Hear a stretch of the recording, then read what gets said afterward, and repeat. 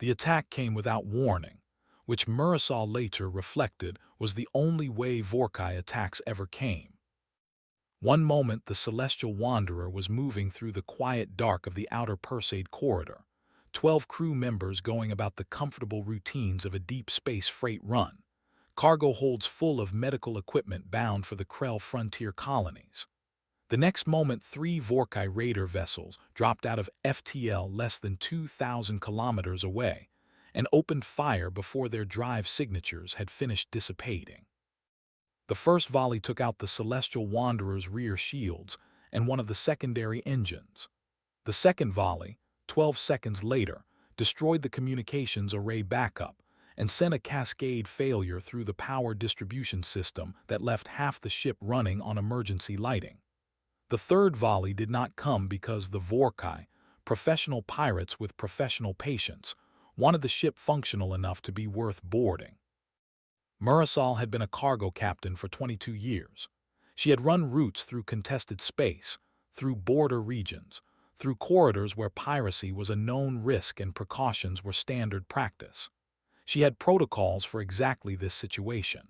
She activated them without panic, which she was quietly proud of even while her hands moved through the emergency procedures with the rapid efficiency of someone who had drilled them until they were reflexive. Shields to full forward, she said. Korath, damage report. Sevi, plot emergency jump calculations. Talo, I need communications up in the next 3 minutes. Her crew responded. That was something. 12 species represented on the Celestial Wanderer from 4 different systems, none of them military, all of them good at their jobs. Korath, her Krell engineer, was already moving toward the damage. Sevi, the Velorum navigator, was calculating jump trajectories despite knowing that with one engine destroyed and drive systems destabilized, any jump they attempted would be dangerous at best. Talo, her human communications officer, was working the backup systems with controlled urgency. The Vorkai opened a channel. They always opened a channel. Pirates, in Murasol's experience, like to hear themselves talk. The Vorkai captain appeared on screen. He was large for his species, dark-scaled, wearing the kind of armor that suggested he had survived enough boarding actions to invest in good equipment. His translator ran with the slight delay that meant he was not using standard galactic protocols, which meant his equipment was either old or deliberately non-standard, which meant he was not new to this. Freighter Celestial Wanderer, the Vorkai captain said. You are carrying medical equipment registered to the Krell Frontier Medical Authority. This equipment has value. Your crew has value as labor. Your ship has value as scrap or resale. You have value in multiple categories, which is why you are still alive. Power down your engines and prepare for boarding.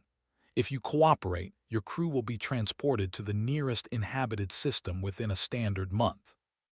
If you do not cooperate, I will begin destroying value categories until the calculus changes. He closed the channel without waiting for a response. Murasol kept working. Sevi, jump calculations. 2 more minutes, Sevi said. Captain, I need to tell you that any jump we attempt with this drive configuration has a 40% chance of catastrophic failure. Noted, keep calculating. She turned to Talo, communications. Backup array is online, Talo said. He was young for a human, perhaps 25 on his second deep space posting. His voice was steady in a way that Murasol appreciated. Reduced range and bandwidth but functional. I'm initiating distress signal broadcast now. Standard emergency frequencies. Confederation rescue, Zelthian emergency response, the usual channels. Yes, Captain. Talo's hands moved across his board, then he stopped. Captain, I've made an error. Murasol looked at him. What kind of error? The power cascade from the second volley corrupted my frequency settings. I was broadcasting on standard emergency channels, but the corruption added a parallel broadcast. He turned to face her, and for the first time she saw something in his expression that was not steady. I accidentally included the broadcast on a restricted channel, Terran Defense Network emergency frequency. Murasol stared at him. Cancel it. I'm trying. The corruption locked the frequency settings. I can't cancel the TDN broadcast without taking the entire communications array offline again. Then take it offline and restart. That will take 4 minutes, and Captain, Tallow hesitated. There's already been a response. The message was on the screen when she turned to look. It had arrived 73 seconds after the accidental broadcast, which meant whatever had sent it had responded almost immediately. The text was in standard galactic script, translated automatically by the ship's matrix. Signal received. Asset deploying. ETA 47 minutes. Secure all crew in central compartments. Do not attempt visual contact with deployed asset. Acknowledge. The bridge was quiet for a moment. What is a TDN asset? Sevi asked. Nobody answered because nobody knew. Marisol found her voice. Tallow, can we send a message on that channel? Yes, Captain. Two-way communication is active. She composed the message carefully. Terran Defense Network, this is Captain Marisol of the Celestial Wanderer. We have made an error. Our distress broadcast on your channel was accidental. We did not intend to contact your network. Please cancel the deployment. We will attempt to resolve our situation through standard channels. Apologies for the accidental contact. The response came back in 40 seconds. Cancellation denied. Asset is already deployed and cannot be recalled once in transit. Follow containment protocols. Secure your crew to central compartments now. This is not a suggestion.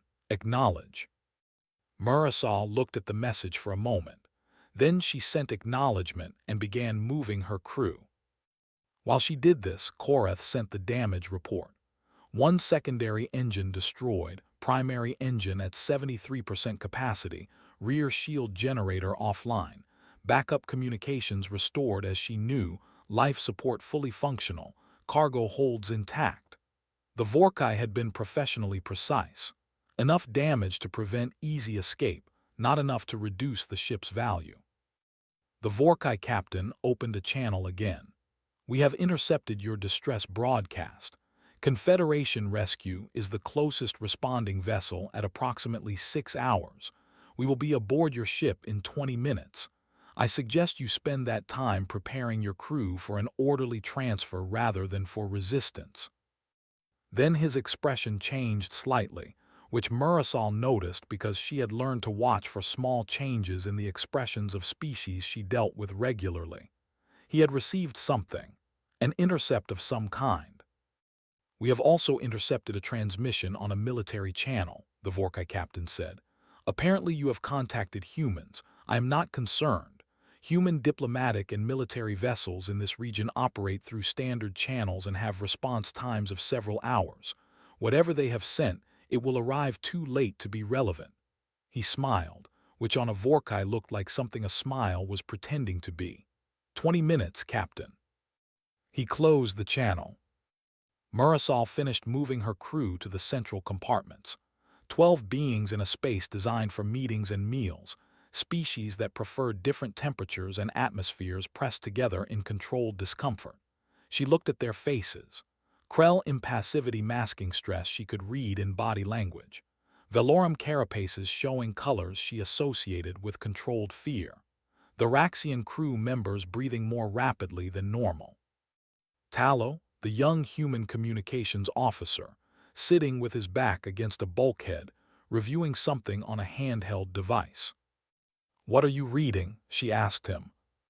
TDN, he said, trying to find anything in the public database. She sat beside him. Find anything. Mostly classified results. There's an unclassified entry that says mobile response units are not standard military vessels and civilian vessels should not attempt communication. He scrolled. There's a forum post from a merchant who accidentally contacted TDN about 4 years ago. Pirates attacking his vessel in the outer reaches. What happened? Tallow read. He says the pirates were just gone. No wreckage, no bodies, just gone. He never saw what happened. He says he still has nightmares. He lowered the device. He doesn't explain the nightmares. Marisol absorbed this. How long until the asset arrives? Tallow checked, 38 minutes. The Vorkai were methodical. They spent the remaining time before boarding positioning their 3 vessels around the Celestial Wanderer in a formation that blocked all exit vectors. They disabled the ship's remaining jump drive capability with a targeted pulse weapon that left everything else functional. They broadcast continuous demands for surrender that Marisol stopped responding to after the 3rd repetition. At 20 minutes, a boarding shuttle detached from the lead Vorkai vessel. At 23 minutes, Sevi spoke from her position at the navigation console, which had left her at because having someone monitoring sensors seemed more useful than having her in the central compartment. "Captain, something is happening." "Define something." "The Vorkai are receiving a transmission. I can't intercept the content, but their behavior is changing." A pause. "Their boarding shuttle has stopped. It's holding position 400 kilometers out." Marisol moved to the bridge. Through the forward viewport she could see the Vorkai vessels, dark shapes against the star field, and the small shape of the boarding shuttle hanging between them and the Celestial Wanderer. The Vorkai captain opened a channel. His expression was different now. Still professional, still controlled, but different in a way she was analyzing. "Captain Marisol, we have received an automated broadcast on a military frequency. It claims to originate from something called the Terran Defense Network and states that an asset is inbound to this location. I want to be direct with you. This is a bluff or a mistake. Human response assets in this region are minimum 4 hours away. Whatever transmission your crew sent, it has produced an automated response that means nothing practical. We will proceed with boarding in 5 minutes." "I understand your position," Marisol said. "I want you to understand that we have operated in this corridor for 3 years. We know human response capabilities in this region. We know the patrol schedules, the asset locations, the response times. Nothing with meaningful capability is within 47 minutes of this location. Whatever is supposedly coming, it is not what you hope it is." "I didn't summon it intentionally," Marisol said. "It was an accident." The Vorkai captain paused. "You accidentally contacted a military emergency channel. Communications array damage in the first volley, frequency corruption." Something shifted in his expression. Not fear, not yet, something more like recalculation. "What channel exactly?" She told him. The silence lasted 4 seconds. "You contacted TDN directly, not through relay." "Apparently." He closed the channel. She watched his vessel's configuration change slightly, the precise movements of a ship reorienting its weapon systems. He was not leaving, but he was preparing for something. His crew, she realized, was also researching. She returned to the central compartment. 28 minutes, Tallow said without being asked. "The Vorkai captain recognized the channel," Marisol said. "He didn't look frightened, but he reconfigured his weapons." "That might be worse than frightened," Tallow said. Sevi's voice came over the internal channel. "Captain, the boarding shuttle has returned to the lead Vorkai vessel. They are not boarding, they appear to be waiting." The 28 minutes passed in a particular kind of silence that Marisol associated with things being decided somewhere she could not see. The Vorkai held position. The Celestial Wanderer drifted. Her crew sat in the central compartment doing the things beings did when they were waiting for something they could not control. Some spoke quietly. Some did not speak at all. Koreth ran equipment diagnostics repeatedly, which she recognized as his version of needing something to do with his hands. The Thoraxian crew members had entered a light meditative state. Tallow continued researching. "I found something," he said at 14 minutes remaining. His voice was carefully neutral in a way she associated with people managing their reaction to information. "Tell me." Old news article. Outer Reaches 7 years ago. Pirate fleet, 11 vessels attacked a convoy of 4 civilian ships. Convoy sent distress call on standard channels. Response time estimates put the nearest help at 3 hours. Somehow the distress call reached TDN frequencies. He stopped. Continue. The convoy survived. All 4 ships. 0 casualties among civilian crew. The pirate fleet of 11 vessels was described in the official incident report as having sustained, quote, total mission capability loss. 11 ships. Total. How many TDN vessels responded? 1. Murasol looked at him. 1 vessel neutralized 11 pirate ships. The incident report is heavily redacted. The section describing how is entirely blacked out, but there's a supplementary note that survived the redaction. It says that investigation of the pirate vessels found no crew members. Not dead crew members. No crew members. The ships were intact enough to board and investigate. There was just nobody on them. The central compartment was quiet. Where did they go? Someone asked. One of the Thraxian crew members, his meditative state apparently insufficient to prevent him from listening. The report doesn't say, Talos said. Or if it does, that part is redacted too. Murasol checked the timer. 8 minutes. She went back to the bridge. The Vorkai captain was on screen immediately. He had made a decision of some kind. She could see it in his posture. Captain Murasol, I have done research in the past 20 minutes. I want to propose a resolution that benefits both parties. I'm listening. We withdraw immediately. We leave your vessel, your cargo, and your crew entirely unharmed, which has been the case throughout this engagement. You transmit a message to whatever is coming telling them the situation is resolved and no response is necessary. Everyone continues their journey. I already tried to cancel the deployment, Murasol said.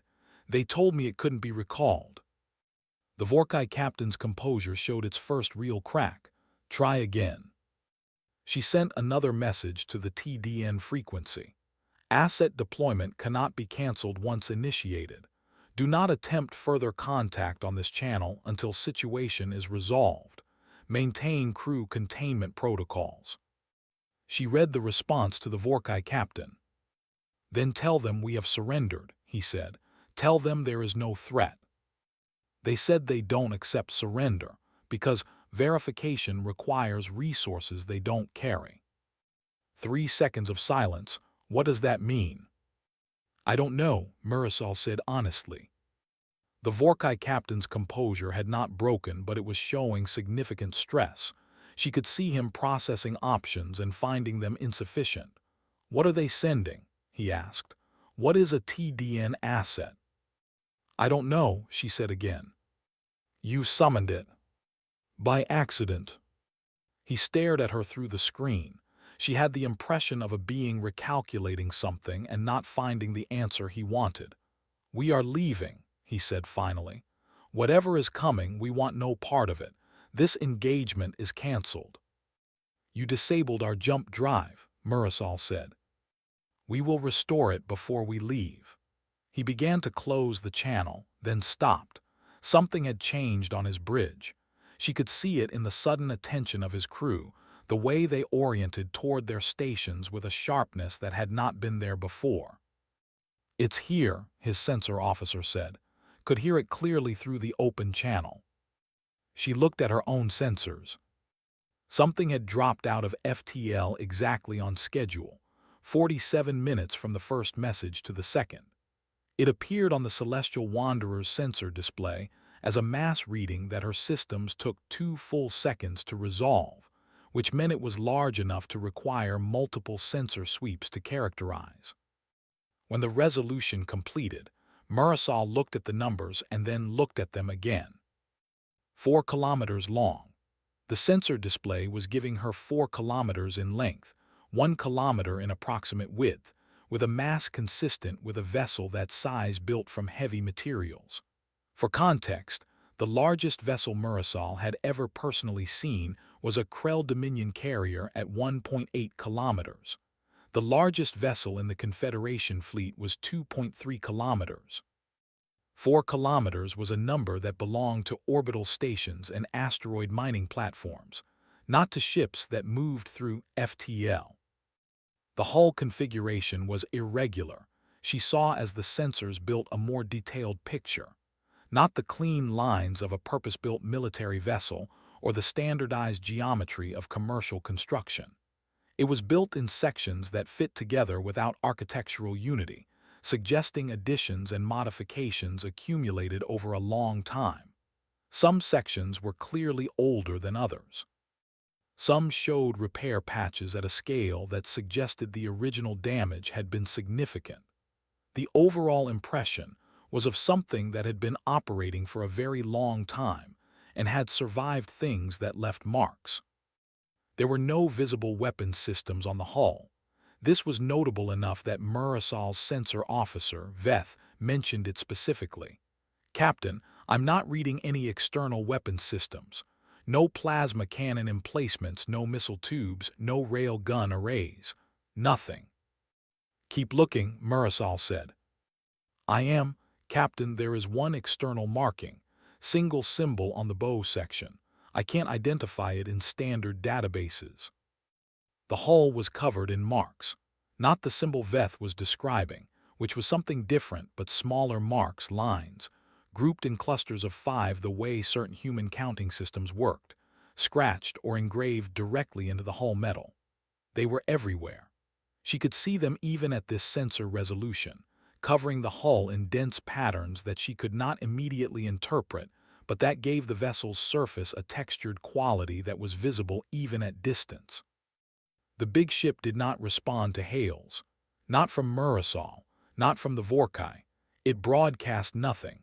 It simply moved with a deliberate slowness that somehow emphasized its size, positioning itself between the Celestial Wanderer and the Vorkai fleet. The Vorkai captain was back on Murasal's channel. His professional composure was gone. "That thing is 4 kilometers long. What is a 4-kilometer ship doing in the outer Perseid corridor? Nothing that size operates out here." "I don't know," Murasal said, which was becoming the most accurate answer she had.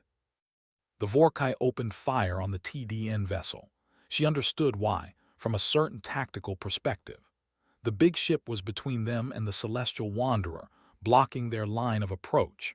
If they wanted to continue the operation, or if they wanted to flee in a direction that took them past the big ship, engaging it was necessary. The Vorkai had weapons that had disabled her ship with 3 volleys. They had every reason to believe those weapons would have effect. The weapons hit. Murasal watched the sensor readings.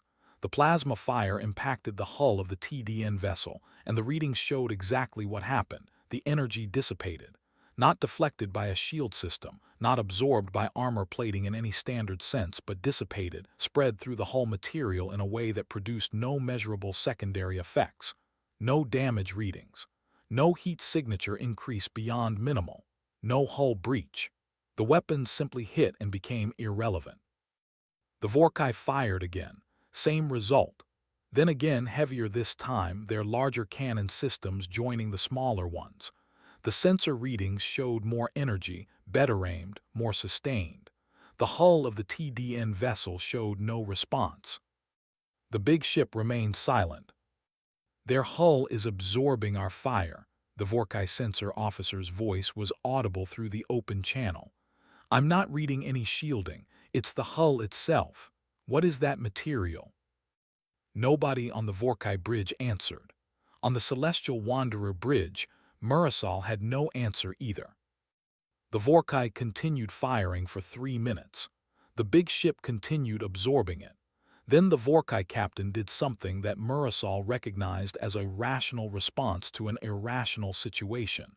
He stopped firing and waited. The big ship had not moved, had not responded, had not communicated. Then Sevi's voice came from the navigation station. She had been watching her sensors throughout quietly, and she spoke now with the particular tone of someone who had been watching something develop and had reached the point where they needed to say it out loud. "Captain, something is leaving the big ship." Murasal moved to the sensor display. "Ships." "No, A pause while Sevi refined her reading. Individual signatures, very small, mass consistent with. Another pause. Mass consistent with individual beings in suits, not shuttles, not fighters, individual beings. Murasol looked at the readings. The small signatures were emerging from multiple points on the hull of the TDN vessel, not from docking bays or launch tubes but from points distributed across the hull surface, as if they had simply stepped out. There were dozens of them, more emerging as she watched. She counted quickly and lost count and estimated instead. 80, Sevi said. Approximately 80 individual signatures. They are moving toward the Vorkai vessels under their own propulsion. The Vorkai captain was watching his own sensors. She could hear his bridge crew reporting what they were seeing. Those are not ships, his sensor officer said. They're too small, individual life form mass. They're in suits. What are they doing? The Vorkai opened fire on the individual signatures. The small moving shapes were hard to target, moving with what Murasol recognized as deliberate unpredictability, not in straight lines but in curves and angles that made targeting difficult. Some were hit. Those that were hit continued moving. The suits, whatever they were made of, appeared to have the same relationship with plasma fire as the hull of the parent vessel. They're still coming, the Vorkai sensor officer said. I hit at least 6 of them. They're still coming. The first individual signatures reached the Vorkai lead vessel. Murasol watched the readings as they made contact with the hull. Then she switched to the audio intercept Sevi had established of the Vorkai communications network, a passive intercept they had been maintaining throughout. The first sounds from the Vorkai lead vessel were organizational, orders being given, security teams being positioned, defensive formations being established. The Vorkai had 200 soldiers distributed across 3 ships, professional raiders with professional equipment and combat experience. They were not afraid. They were responding. Then the sounds changed. Not immediately and not all at once. It started in one section of the lead vessel, a corridor in the aft section, and it was the sound of a fight. Not the clean sound of weapons fire, not plasma exchanges or the structured sounds of military engagement, but something more immediate and less organized. Shouting, running, things breaking. They breached the hull, the Vorkai captain said, his voice controlled. Section 7 aft, all security teams to Section 7. More sounds, the fight spreading. More breach points, Murasol realized. Not just one entry, multiple simultaneous entries at different points on the hull. The Vorkai security teams could respond to one, responding to 6 or 7 simultaneously while also maintaining position at all the others required numbers they might not have. Hull breach in Section 3, a Vorkai officer reported. And Section 12, Captain, we have multiple breach points. How many? The Vorkai captain asked. A pause. I count 8 active breach points. 9. Captain, they're using handheld cutting equipment, not weapons. They're cutting through the hull directly. Murasol's crew had gathered on the bridge. Protocol said they should be in the central compartment, but Protocol had clearly lost to the very human and very non-human impulse to see what was happening. She did not send them back.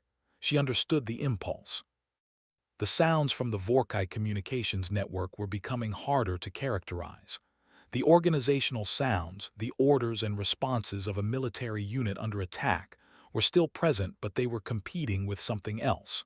Not weapons fire. The humans, whoever they were not primarily using weapons. The sounds were more personal than that, more immediate. What are they doing? One of Murasol's Raxian crew members asked quietly. He was watching the sensor display showing the 80 small signatures distributed across 3 Vorkai ships, moving through the vessels in patterns that the sensors showed, but that did not resolve into anything she could fully interpret at this distance. Hunting, Tallow said. He said it very quietly, almost to himself. That's what it sounds like. The sounds from the second Vorkai vessel began 20 minutes after the first. Same progression. Initial organizational response, security teams repositioning, orders being given, then the change, then the sounds that were harder to categorize and harder to listen to. The Vorkai captain's voice on the communications channel had changed.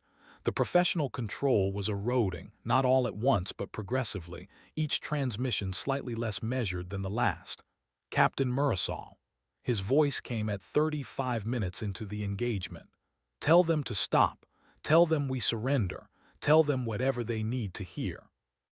I told you, Murasol said. They don't accept surrender.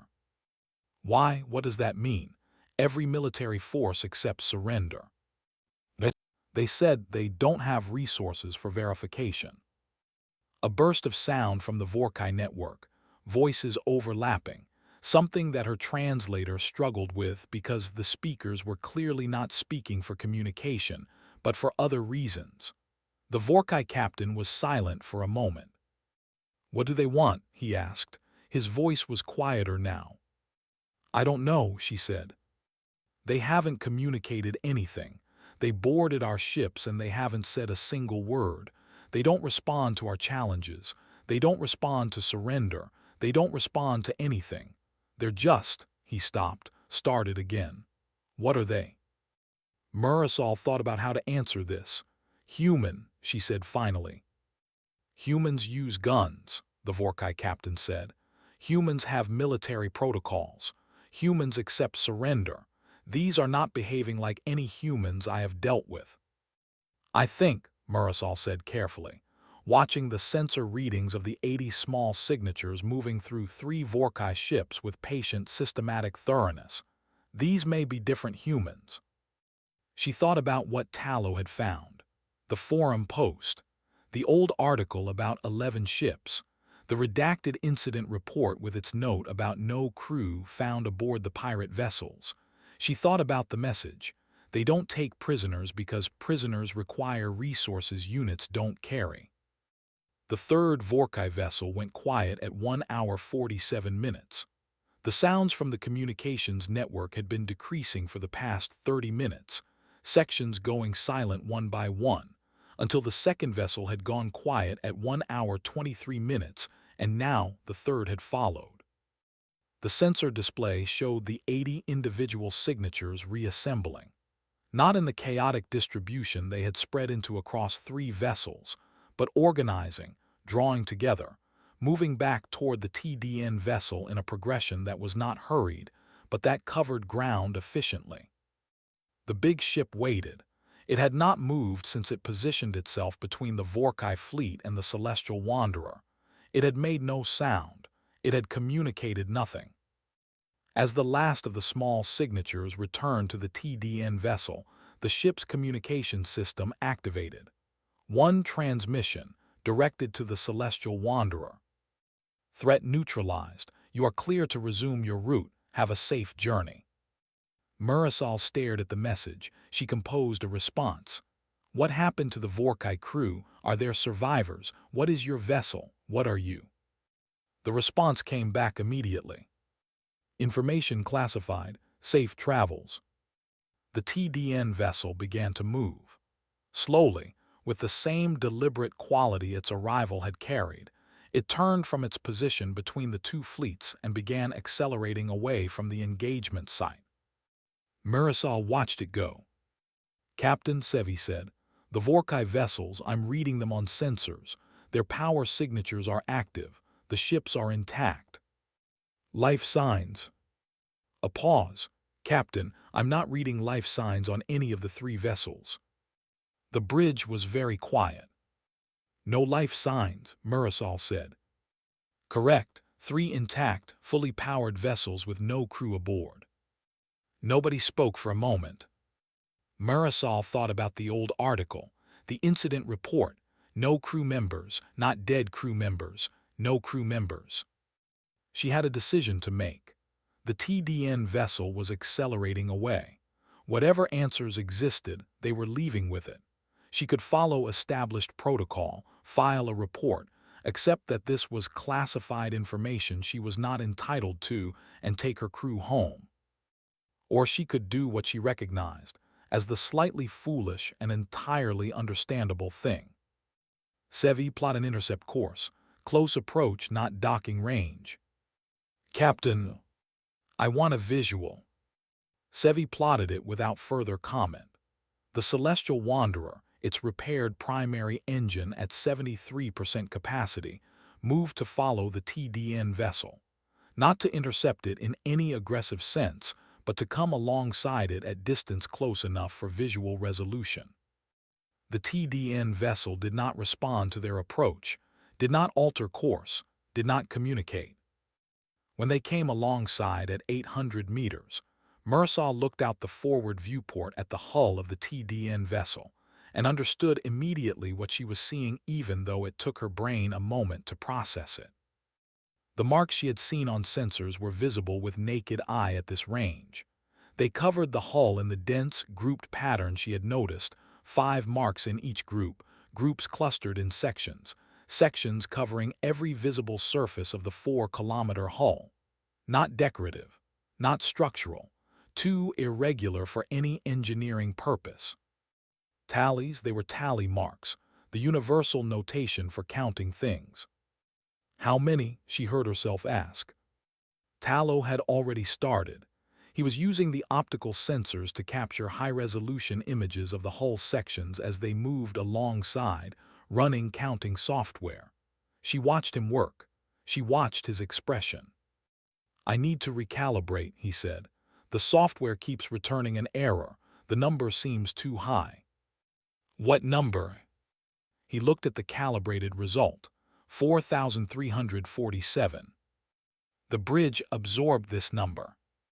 4,347 tally marks on the hull of a ship that had just, in under 2 hours, silenced 3 Vorkai raider vessels and left them intact and empty. How long has that ship been operating? Koreth asked. The Krell engineer had been silent throughout, watching. I don't know, Mursaw said.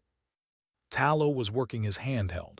If each mark represents an engagement like this one, 3 ships per mark, that's over 13,000 vessels cleared.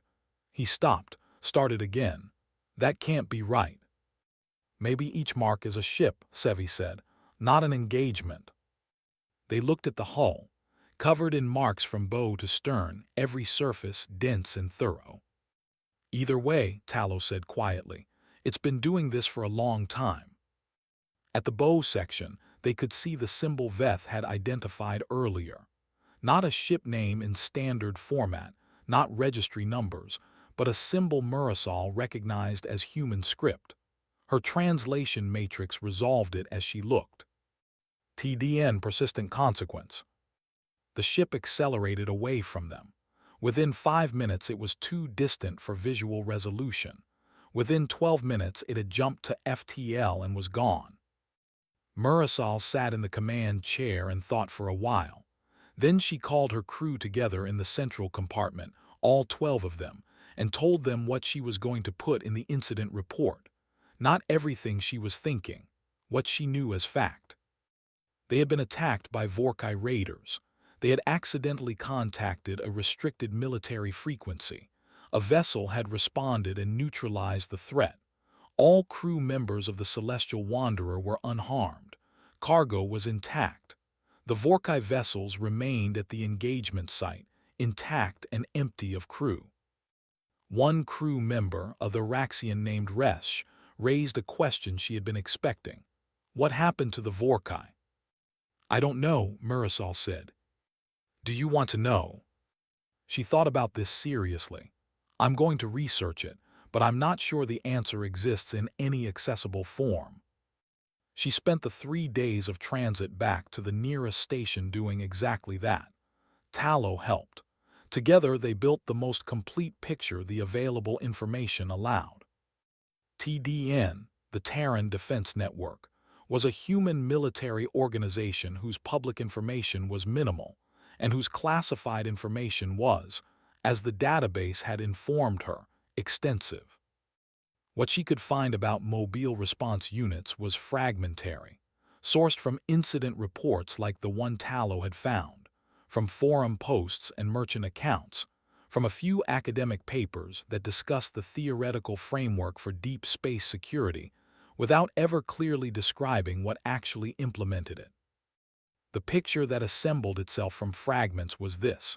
Humanity had calculated, at some point in their first century of deep space operation, that conventional patrol coverage of the vast unmonitored corridors between settled systems was mathematically impossible with available resources. The distances were too great, the threat vectors too numerous, the response times too long. The solution they had developed was not more patrols, it was certainty of consequence. If any vessel attacked a civilian ship in TDN patrol zones, the response would be absolute. Not possible, not likely, absolute. The entire architecture was designed around making this true without exception, because exceptions created the rational calculation that an attack might succeed, and rational calculations were what pirates lived on. Mobile response units were part of this architecture, self-sustaining, self-directing, operating in the spaces between jurisdiction. The details of their operation were classified at levels she could not access, but the outline was clear enough. She found one more document. It was not clearly sourced, possibly leaked, possibly deliberate release, and it addressed the question Resh had asked. Units do not take prisoners because prisoners require transport, processing, and adjudication resources that mobile independent units do not carry. Units do not accept surrender because verification of surrender and the management of surrendering forces requires infrastructure units do not have. Units exist to produce one outcome: the total elimination of threat capability in their operational area. This outcome is produced without exception because exceptions eliminate the certainty that makes the system function. The galaxy's independent threat actors learned through repeated contact that TDN response is not conditional on the nature or scale of the threat, the identity of the threat actor, or the circumstances of the engagement. It is absolute. This is the point. The tally marks on unit hulls are maintained by unit crews as a record of operational history. They are also the most efficient possible communication to potential threat actors who encounter a unit. This has happened before, many times, and the outcome was the same every time. Marisol read this 3 times. Then she closed the document and sat with it. She thought about the Vorkai captain's voice as it changed during the engagement, the professional control giving way to something that had no professional framework to contain it. The question he had asked, "What are they?" She thought about the TDN vessel's hull, covered in marks accumulated over what must have been decades of operation.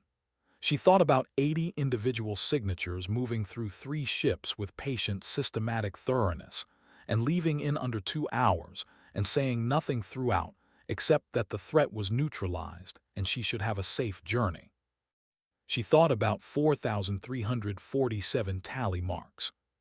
She thought about the forum post. "I don't know what they sent, but the pirates were just gone. I still have nightmares." She understood the nightmares now, not because of fear exactly, because of what the whole picture meant, assembled from its fragments. Humanity had looked at the problem of deep space piracy and solved it the way humans apparently solved problems, completely, without half measures, with a thoroughness that did not distinguish between what was comfortable and what was effective. They had created something that operated in the dark spaces between civilization, and performed its function without fail and without exception, and left no trace except empty ships and tally marks on a hull. They had done this to protect civilians, to protect ships like the Celestial Wanderer, crewed by beings who had no military capability and no defense against predators like the Vorkai. They had built the TDN Persistent Consequence and its 6 siblings, according to one fragmentary source she found, to be in those dark spaces so that the dark spaces were not as dangerous as they appeared. She pulled up her incident report and added a final section that she labeled personal log rather than official record. "Today I accidentally summoned something I was never meant to see. I did this because our communications array was damaged in a pirate attack, and my communications officer's frequency settings were corrupted, and the distress signal went out on a channel it was never meant to reach. The thing I summoned arrived in 47 minutes and neutralized 3 Vorkai raider vessels in under 2 hours, and communicated almost nothing throughout and left without explanation. I have spent 3 days trying to understand what I saw. I have assembled a partial picture from fragments of available information, and I am going to record what I believe to be true, with the acknowledgement that much of this is inference rather than confirmed fact. Humanity built something called the Terran Defense Network. Part of that network consists of mobile response units, of which TDN Persistent Consequence is one of 7. These units operate independently in unpatrolled deep space. They respond to threats against civilian vessels. They eliminate those threats completely and without exception, because anything less than complete elimination creates the possibility of rational calculation by potential threat actors that an attack might succeed. And rational calculation by potential threat actors is what the system is designed to prevent. The tally marks on the hull of TDN Persistent Consequence number 4347. I do not know how long the ship has been operating. I do not know the full meaning of each mark. I know that each time it has been deployed, it has produced the same outcome, and that outcome is recorded on its hull, and the hull is visible to any ship that approaches. I believe this is intentional. I believe the marks are meant to be seen. What happened to the Vorkai crew, I do not know. The information is classified at levels I cannot access, and I am not certain I want to access them. The Vorkai vessels are intact and empty. The crew of 200 soldiers is simply not there. This is consistent with documented incidents involving TDN assets. It is the outcome the system is designed to produce. I want to record something about how I feel about this, because I think the feeling is important even if the analysis is insufficient. I am grateful to be alive. My crew is alive. Our cargo is intact. We will complete our delivery and return home, and the 847 patients waiting for the medical equipment in our holds will receive it. This is because the TDN Persistent Consequence responded to an accidental signal and did what it was built to do. I am also deeply, profoundly unsettled, not because what it did was wrong by any framework I can clearly articulate. The Vorkai were pirates who attacked a civilian vessel. They killed no one only because we had nothing worth damaging. They intended to take our ship, our cargo, and our crew. They represented exactly the kind of threat the TDN system was built to address. I am unsettled because of what the system reveals about humanity. Not any individual human, not Captain Webb who turned his cargo freighter around to rescue strangers, not Dr. Chen who memorized xenobiology in 11 hours, not the young navigator who found the trajectory that saved everyone. Those are one face of humanity, the face that asks how instead of whether, the face that helps because someone has to. TDN Persistent Consequence is another face, the face that looked at a problem clearly, calculated what total solution required, and built the total solution without flinching from what it involved. The face that covers its hull in tally marks not as celebration but as communication. This is what happens every time, without exception. Both faces are real, both are human. I'm not sure they are contradictory. I think what I have learned today is that humanity is a species that commits completely to whatever it decides to do. When they decide to help, they help the way Kowalski fixes life support, completely, without sleeping until it works. When they decide to protect, they protect the way TDN Persistent Consequence patrols the dark corridors, permanently, without exception, until the threat is gone. The thing that unsettles me is that I cannot tell, looking at one face, that the other exists. Captain Webb looks like one kind of human. The crew of TDN Persistent Consequence are also humans. The same species, the same commitment, different directions. I don't know if that should make me feel safer or more afraid. I think it should make me feel both. I think the galaxy is more terrifying and more safe than I understood before today. I think humanity is the reason for both of those things simultaneously. I need to sleep. I don't think I will. She submitted the official report with the personal log attached as a supplementary document marked for research purposes only. She did not know if anyone would read it. She suspected the official portions would be reviewed and classified, and the personal log would be ignored as the impressions of a civilian cargo captain with no security clearance and no particular expertise in military affairs. 3 months later, she received a message from an address she did not recognize. It was a human address, the formatting indicating military or government origin, and it contained one line. Your log was read. Thank you for recording it accurately. Most people don't want to look at both faces at once. We appreciate that you did. There was no signature. Marisol read the message several times. Then she saved it alongside her incident report and the fragments of research she had assembled, and the images Tallow had captured of the hull of TDN Persistent Consequence, covered in its 4,347 tally marks. She resumed her cargo routes. She filed her standard flight plans. She ran her standard checks on the communications array before every departure, making absolutely certain that all frequency settings were correctly calibrated and that no accidental broadcasts would go out on restricted channels.